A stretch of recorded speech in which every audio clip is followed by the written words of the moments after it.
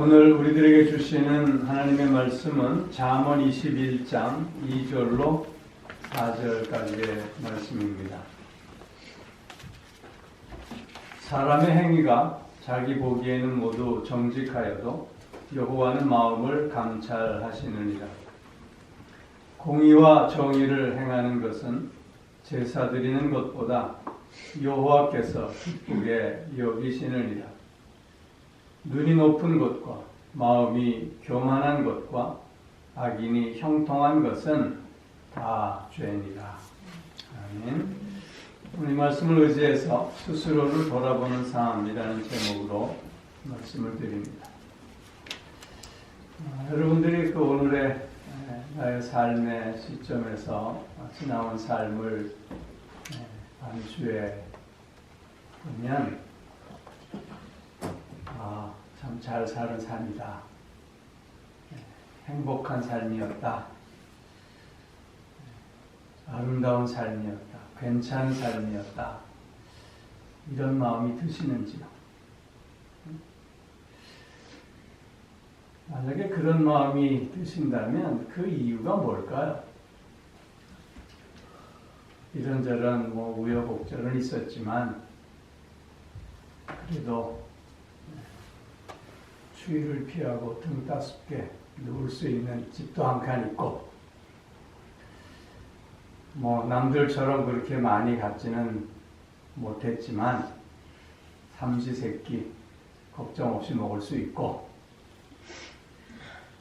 일어나면 여기저기 뻐근하고 쑤시고 아프기는 하지만 그래도 가고 싶은 대로 갈 수 있는 건강도 있고 그래서 행복하다, 괜찮다, 잘 살았다 그렇게 생각이 들지는 않는가 하는 생각을 해봅니다. 근데 이런 생각이 진짜 맞는 생각일까 하는 것이죠. 만약 경제적으로 어려움이 있고 건강하지 못한 사람이라면 그런 불행한 삶일까? 잘 살지 못한 삶일까? 하는 생각도 하게 되는 것입니다. 인생을 살아가는데 두 가지 방법이 있다고 해요. 그 첫 번째는 아무 기적도 없는 삶을 사는 것이고 또 한 가지는 매 순간이 기적인 것처럼 사는 삶이라고 해요. 여러분, 기적이라고 할 때 그것은 하나님의 적극적인 개입을 의미할 것입니다. 기적이 없는 삶을 산다고 하는 것은 그저 자기의 힘과 능력 안에서 애쓰고 힘쓰며 울고 불며 전쟁과 같은 삶을 사는 모습이겠고요. 매 순간이 기적인 것처럼 사는 삶은 매 순간순간이 하나님과 동행하는 삶이요. 일상의 기쁨과 일상의 그 누림 자체가 기적이다라고 고백하는 삶일 것입니다.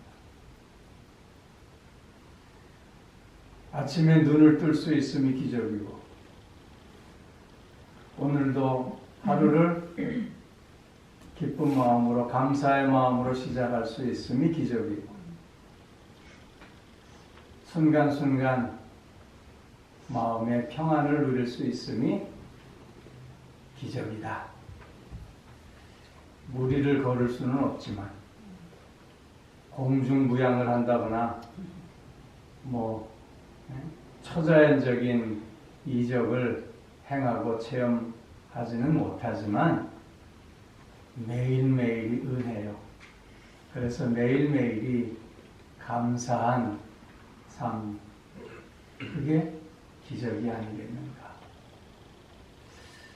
하는 생각을 갖게 됩니다.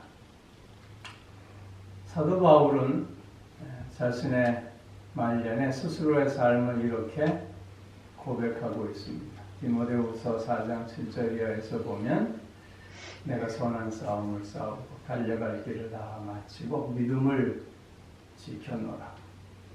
그래서 이제 내게 의의 면류관이 예비되었노라. 그렇게 자신의 삶을 고백하고 있습니다.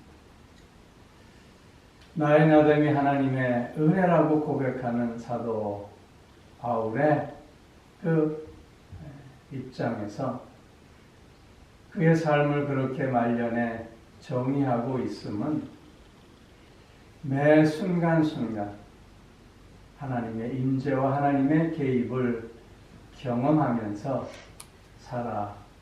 살아왔기에 그렇게 고백할 수밖에 없지 않았는가 하는 깨달음을 얻게 됩니다. 여러분, 사도 바울이 무슨 재산이 가졌다는 얘기 들어본 적 있으세요? 사도 바울이 끼니를 걱정하지 않았다는 말 들어본 적 있으세요? 모세는 120세 하나님의 부르심을 받을 때까지 그 눈이 침침하지 않았다 그랬는데 사도 바울도 그렇게 건강했다는 말 들어본 적 있으세요? 사도 바울은 재산도 없었고 늘 배고픔에 고통을 당하며 살아왔고 또한 육체의 가시로 인해서 늘 괴로운 가운데 살았던 삶이었음을 우리는 알지 않습니까? 그가 걸어온 그 길이 꽃길이 아니라 가시밭길이었고 이런저런 다양한 고난과 핍박 가운데 살아온 그였지만 그래도 그는 자신의 삶이 행복했노라, 아름다웠노라, 좋은 삶이었다, 괜찮은 삶이었다고 그렇게 고백하고 있는 것입니다. 하나님의 임재하심을 늘 고백하는 삶이었기에 하나님의 개입하심이 늘 있었다고 믿는 삶이었기에 하나님과의 늘 바른 관계 속에서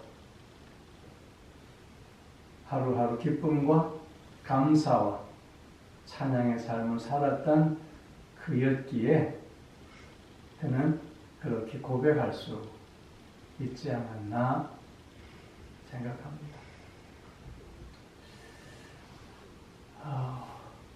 하나님의 매 순간의 임재와 또한 개입을 경험하며 고백하며 사는 삶이 되기 위해서는 무엇보다도 늘 하나님 앞에 스스로를 돌아보는 삶이 필요할 것입니다.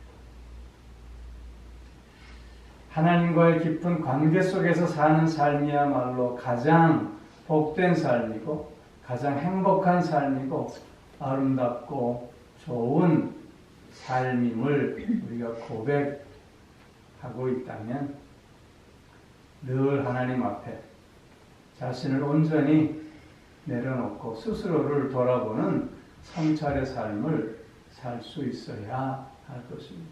왜냐하면 우리는 무엇보다도 스스로를 잘 알아야 하건만 그러나 나의 처지가 어떤지 나의 성격이 어떤지 또 내가 어떤 사람인지 우리는 잘 모르며 살고 있지 않습니까? 그렇기에 하나님 앞에 내 모습을 다시 한번 점검하면서 나의 삶의 문제에 대한 바른 답을 얻고 그래서 변화와 성숙의 삶을 살아감으로 말미암아 하나님과의 더 바르고 깊은 관계 속에서 삶을 영위할 수 있게 되지 않겠느냐 하는 것입니다. 시편 139편 23절 24절 말씀에서 보면 하나님이여 나를 살피사 내 마음을 아시오며 나를 시험하사 내 뜻을 아시옵고 또한 내게 무슨 악한 행위가 있는가 보시고 나를 영원한 길로 인도하소서 그렇게 노래하고 있습니다. 즉 하나님과 함께 그 영원한 생명의 길, 가장 복된 길로 나아가기 위해서는 하나님 앞에서 늘 스스로를 돌아보는 삶을 살 수 있어야 함을 우리에게 교훈해 주고 있는 말씀인 것입니다. 오늘 우리가 함께 읽은 본문 말씀을 통해서 우리는 하나님 앞에서 스스로를 돌아보는 삶을 살기 위해 무엇을 점검하며 살아야 할 것인가에 대해서 우리는 교훈을 얻게 됩니다. 즉 무엇을 물어보며 살 수 있어야 하겠느냐 하는 것이지. 스스로에게 어떤 질문을 하며 무엇을 확인하며 살아가야만 하겠느냐 하는 것입니다. 가장 먼저로는 하나님 앞에서 정직한가? 라고 물을 수 있어야 하겠다는 것입니다.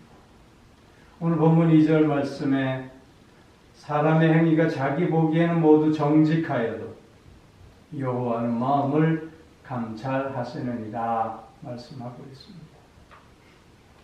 이 말씀의 뜻이 무엇입니까?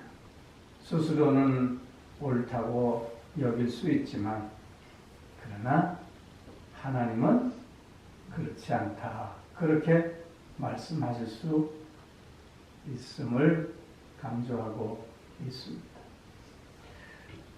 우리 인간은 다 자기중심적이지 않습니까?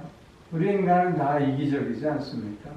그렇기에 자기 좋은 대로 자기 편한 대로 모든 것을 생각하고 판단하려고 하는 경향들이 태생적으로 있습니다. 그래서 무언가 잘못을 범했음에도 불구하고 그것을 합리화하며 이런저런 핑곗거리를 찾으며 자신의 행위를 정당화하려고 합니다. 엊그저께 대한민국의 대통령이 두 번째로 파면되었습니다. 역사적으로 안타까운 일이요, 부끄러운 일이 아닐 수 없습니다. 탄핵 정국을 쭉 지켜보면서 너무나도 많은 사람들이 자신의 그릇된 행동에 대해서 합리화하며 이런저런 변명을 갖다 붙이며 정당화하는 안쓰러운 모습을 살펴볼 수 있었습니다.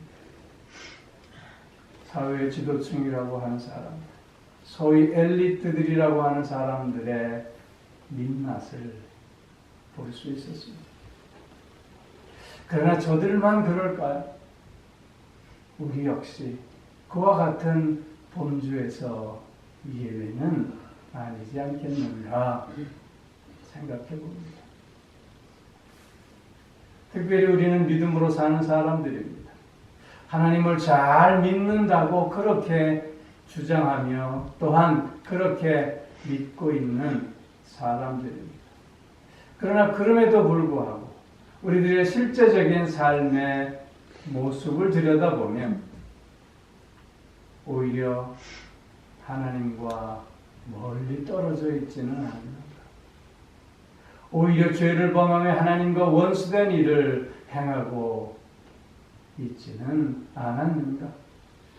그 나라와 그 의를 구하기보다는 오히려 그 나라와 그 의에 해로움을 더하는 삶을 살고 있지는 않았는가. 스스로를 점검할 수 있어야 할 것입니다. 그러면서도 스스로에 대한 합리화와 정당성 앞에서 하나님과 화목하는 삶을 살고 있는가. 하나님을 사랑하고 있다. 하나님과의 교제를 즐기고 있다. 하나님의 나라의 확장을 위해서 오늘도 애쓰고 있다고 착각하고 있지는 않느냐 하는 것입니다. 사람과의 관계 속에서도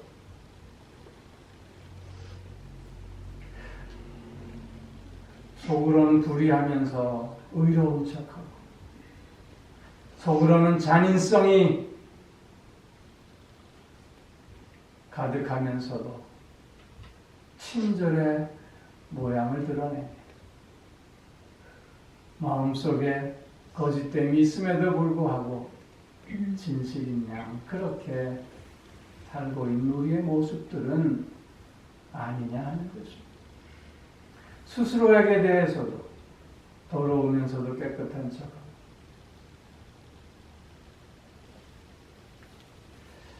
또한 늘 죄 가운데 있으면서도 의로움에 자신을 놓고 있고, 늘 무절제한 삶을 살면서도 절제하고 있다고 스스로를 합리화하고 있는 어리석은 모습을 갖고 있지는 않느냐 하는 것이죠. 왜 우리는 이렇게 거짓됨에서 자유롭지 못한 것일까요? 그것은 아마도 두려움 때문일 것입니다. 내게 손해가 오면 어떡할까? 사람들이 나를 이상하게 생각하면 어떡할까? 내 명예가 훼손되고 내 인격이 모욕당하면 어떡할까라고 하는 두려움이 있기에 우리는 그 거짓됨을 떨쳐내지 못하고 있지 않는가 하는 것입니다.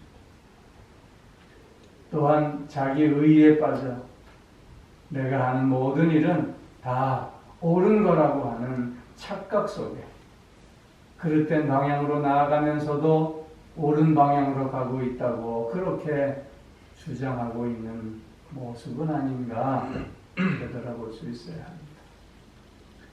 우리는 사람에 대해서 겉모습을 보고 판단하지만 그러나 하나님은 중심을 보시는 하나님이십니다.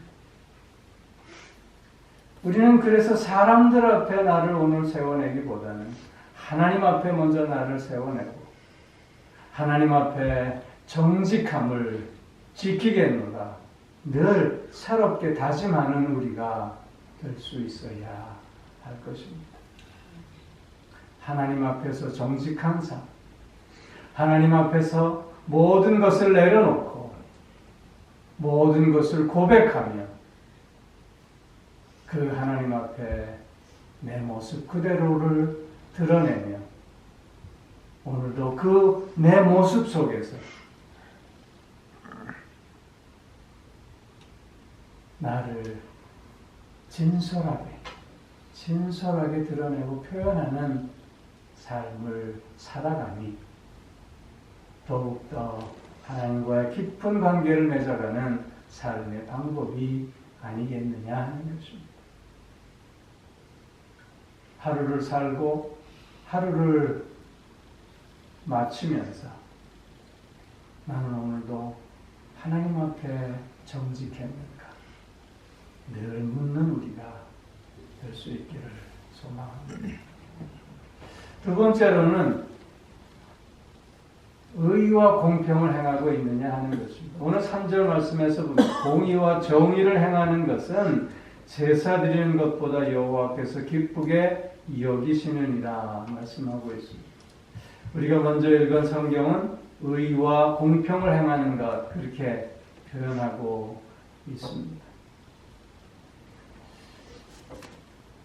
사무엘은 사울에게 순종이 제사보다 낫다 그렇게 말하였습니다. 이 말은 제사가 불필요하다는 말이 절대로 아니지 않습니까? 우리가 하나님 앞에 제사를 드리는 그 이유와 목적은 하나님 앞에서 더욱더 순종하는 삶으로 나아가기 위함임을 강조하고 있는 말씀입니다. 공의와 정의를 행하는 것은 성경 전반에 걸쳐서 우리 인간이 가져야 할 가장 핵심적인 가치라고 가르쳐주고 있습니다. 우리는 공의와 정의를 행하는 삶, 그 삶에 목숨을 걸어야 하는 존재들이다라고 하는 것입니다. 공의와 정의를 행한다, 의와 공평을 행한다라고 하는 것은 단순히 하나님의 말씀을 기계적으로, 율법적으로 적용함을 의미하는 것이 아닙니다. 공의와 정의를 행한다라고 할 때 그것은 사랑에 입각해서 그렇게 행할 수 있어야 함을 또한 말씀하고 있는 것입니다. 요한복음 8장에서 보면 간음하다가 현장에서 붙잡힌 여인이 있습니다. 사람들은 그 여인을 붙잡아 예수님 앞에 데리고 왔습니다. 간음하다 붙잡힌 여인을 돌로 치는 것이 그 당시 사람들이 생각했던 공의와 정의를 행하는 것이었습니다. 그러나 주님은 어떻게 하셨습니까? 사람들이 다 떠난 후에 그 여인에게 이렇게 말씀하십니다. 나도 너를 정죄하지 아니하노니 가서 다시는 범죄치 마라. 주님께서 보여주신 공의와 정의는 바로 이런 모습이었던 것입니다.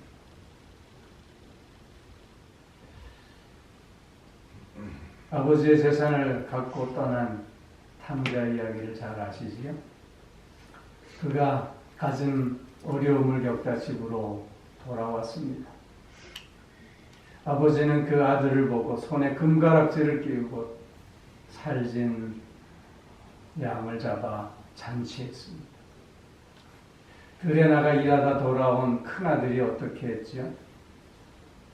아버지한테 가서 따집니다. 나는 매일매일 이렇게 나가서 열심으로 아버지를 위해서 일하고 있는데 나를 위해서는 염소 새끼 하나 주지 않더니 아버지의 재산을 창규와 함께 다 날려버린 저 동생이라고도 얘기 안 하잖아요. 네?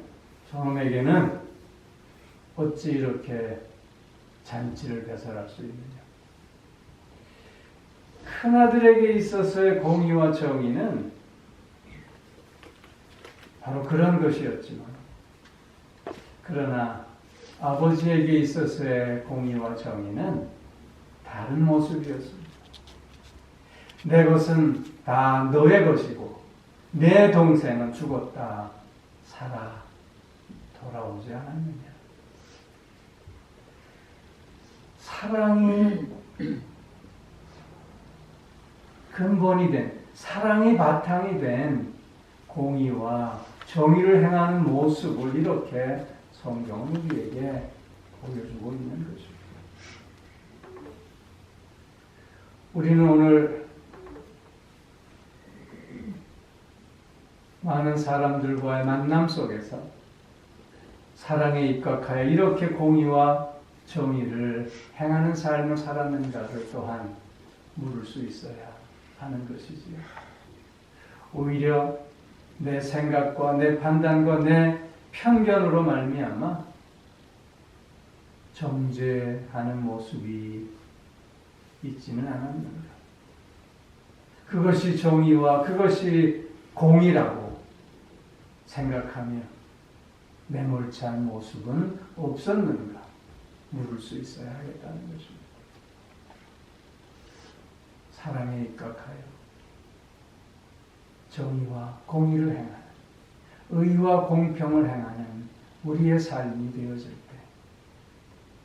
우리는 더욱더 하나님과 함께하는, 그래서 하나님의 뜻을 따르고 하나님의 그 말씀에 순종하는 삶을 사는 자들이 되어질 줄로 믿습니다. 그 삶이 무엇보다도 향기로운 삶이, 무엇보다도 아름다운 삶이라 믿습니다. 한 가지를 더 말씀하면 우리가 스스로를 돌아볼 때 늘 물어야 할 또 하나의 질문은 내 마음 속에 교만은 없었는가 물어야 하겠다는 것입니다. 오늘 본문 4절에 보면 눈이 높은 것과 마음이 교만한 것과 악인이 형통한 것은 다 죄다 그렇게 말씀하고 있습니다. 눈이 높은 것, 마음이 교만한 것, 이것은 자신의 한계를 모르고 오히려 스스로를 부풀려서 남을 무시하고 업신여기고 깔보는 그런 모습을 말하고 있습니다. 우리는 하나님 앞에 겸손한 자가 되어야 함을 모르지 않습니다. 그러나 나도 모르게 내 마음속에 있는 이 교만함이 사람을 대할 때 무시함, 사람을 대할 때 외면함, 깔봄으로, 정죄함으로 그렇게 다가가곤 하지 않느냐 하는 것입니다. 우리는 한 번은 겸손할 수 있지만 매 순간 겸손을 훈련하고 있는가 물어야 하겠다는 것입니다. 내 마음 가운데 늘 자라고 있는 이 교만함을 우리는 스스로 깨닫고 그리고 하나님 앞에 회개하며 이 교만의 싹을 잘라낼 수 있어야 하지 않겠느냐 하는 것입니다. 뿐만 아니라 남이 잘 되면 배가 아프잖아요. 특별히 악인이 형통한 것을 보면 때로는 하나님은 뭐 하시나? 그렇게 생각하기도 하지 않느냐 하는 것입니다. 그러나 오늘 본문 말씀을 통해서 우리에게 교훈해주고 있는 것은 악인이 잘 되는 것은 우리가 부러워하거나 시기하거나 질투해야 할 것이 아니라 오히려 저의 악함을 증명하는 증거가 쌓이는 것이라고 본문은 우리에게 말씀하고 있는 것입니다. 오늘의 그 악인의 흥함은 결국 그래서 그가 악함을 증거하는 증거가 될 뿐만 아니라 결국 하나님의 심판을 받을 수밖에 없는 것임을 우리가 기억하면서 오늘 하나님 앞에서 저들보다 가진 것 없는 빈약한 삶이지만 그럼에도 불구하고 겸손함으로 감사하는 삶을 살 수 있어야 함이 스스로를 돌아보는 삶의 모습이 아니겠는가 말씀하고 있는 것입니다. 스스로를 돌아보는 성찰의 삶을 통해서 우리는 변화와 성숙의 삶을 이어갈 수 있습니다. 우리는 더욱더 하나님과의 깊고 바른 관계를 맺어갈 수 있게 되는 것입니다. 우리는 하루를 사는 사람들입니다. 하루를 시작하고 하루를 마치면서 나는 하나님 앞에 정직했는가? 나는 오늘도 사랑으로 살았는가? 의와 공평을 행했는가? 내 마음에 교만함이 드러나지는 않았는가? 오늘도 하나님 앞에 겸손함으로 살았는가를 묻고 확인하며 스스로를 더욱더 하나님의 뜻에 합당한 자로 세워내는 우리 모두가 꼭 되어질 수 있기를 주 이름으로 축원합니다. 기도하겠습니다. 오 사랑의 아버지 하나님, 오늘도 우리를 붙드시고 오늘도 우리를 깨닫게 하시며 그래서 생명의 길로 나아갈 수 있게 하여 주시오니 감사를 드립니다. 하나님께서 허락하신 오늘 하루가 얼마나 귀하고 복된 시간임을 고백하면서 더욱더 하나님 앞에서 진솔한 삶, 또한 사랑으로 살아 의와 공평을 행하는 삶이 되어질 수 있게 하여 주옵시며 무엇보다도 겸손함으로 살아 오늘의 나의 나됨 속에서 감사하며 만족하며 하나님의 복되심을 찬송하는 우리들의 삶이 될 수 있게 하여 주시옵소서. 하루를 시작하고 하루를 마치며 스스로를 돌아보는 이런 훈련 속에서 보다 더 깊은 하나님과의 관계와 교제를 체험하며 참으로 복되고 아름답고 향기로운 잘 사는 삶이 이어질 수 있게 하여 주시옵소서. 사랑의 아버지 하나님, 오늘도 하나님께서 베풀어 주신 그 사랑과 은혜를 기억하고 감사하며 귀한 예물 정성으로 그대로 하나님 앞에 올려드립니다. 드린 예물과 그 손길과 그 삶을 흠양하여 주셔서 저들의 삶 속에 더욱 하나님의 아름다움이 채워질 수 있게 하여 주옵시고 어디에서 무엇을 하든지 그리스도의 향기가 드러날 수 있게 하여 주시옵소서. 그 삶의 참된 기쁨과 만족과 평안이 늘 충만한 삶이 되게 하여 주시옵소서. 아버지 하나님, 오늘도 육신의 연약함 가운데 있는 주의 자녀들을 기억하여 주시고 저들을 힘있게 하시며 치료와 회복의 은총 가운데 담대함을 누릴 수 있게 하여 주시옵고 함께하지 못한 사랑하는 교우들의 삶을 또한 주님께서 간섭하여 주셔서 주님의 임재함을 경험하며 기쁨으로 감사함으로 함께 모일 수 있게 하여 주옵소서. 이렇게 저렇게 어려운 저주의 형편 가운데 있는 모든 이들을 주님 붙들어 주시고 십자가의 능력 안에서 새롭게 하여 주심으로 오늘도 소망의 승리의 한 걸음을 내딛는 저들이 다 되어질 수 있게 하여 주시옵소서. 감사드리며 우리 주 예수 그리스도의 이름으로 기도하옵나이다. 아멘.